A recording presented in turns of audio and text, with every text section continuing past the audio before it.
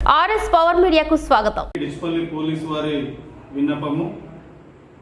గత కొన్ని రోజుల నుండి సైబర్ నేరగాళ్లు గ్రామీణ ప్రాంతాల్లోని ప్రజలను టార్గెట్గా చేస్తూ పై చదువుల నిమిత్తం దూర ప్రాంతాలలో ఉన్న విద్యార్థుల యొక్క తల్లిదండ్రులను లేదా ఉపాధి నిమిత్తం బయటి దేశాలకు వెళ్ళిన కుటుంబ సభ్యులను టార్గెట్ చేసుకొని సైబర్ నేరగాళ్లు వాళ్ళ కుటుంబ సభ్యులకు ఫోన్ చేసి మీ కొడుకు డ్రగ్స్ కేసులో అరెస్ట్ అయినాడు, లేదా మీ కుటుంబ సభ్యులు భర్త ఫారిన్లో గల్ఫ్ దేశాలలో పోలీసు నేరంలో ఇరుక్కున్నాడు, అరెస్ట్ అయి మా కస్టడీలో ఉన్నాడు అని సైబర్ నేరగాళ్లు పోలీస్ వాట్సాప్ డిపి పెట్టుకొని వాట్సాప్ కాల్ ద్వారా కానీ ఇంటర్నెట్ ప్రోటోకాల్ ఐపీ కాల్ ద్వారా కానీ ఫోన్ చేసి కుటుంబ సభ్యులను భయాందోళనలకు గురిచేసి వారి నుండి ఫోన్పే ద్వారా డబ్బులు వేయించుకోవడం జరుగుతుంది.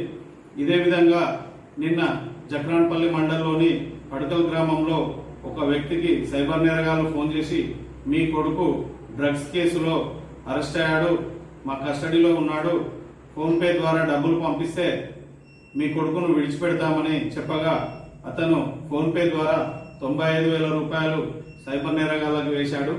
వెంటనే వాళ్ళ కొడుకు ఫోన్ చేసి నిజం తెలుసుకుని ఆ వ్యక్తి చక్రాన్పల్లి పోలీస్ స్టేషన్లో ఫిర్యాదు చేయగా సైబర్ క్రైమ్ నమోదు చేయడం జరిగింది. ప్రజలందరికీ మా పోలీసు వారి విన్నపం ఏమనగా, ఎవరైనా గుర్తు తెలియని వ్యక్తులు మీకు ఫోన్ చేసి మీ కుటుంబ సభ్యులు ఎవరైనా అరెస్ట్ అయినాడు, కస్టడీలో ఉన్నాడు అని తెలియజేస్తే మీరు వెంటనే డయల్ 100 కానీ సంబంధిత పోలీస్ స్టేషన్కి కానీ వెళ్ళి వెంటనే సమాచారాన్ని ఇవ్వండి. ఎవరు కూడా డబ్బులు పంపించద్దు.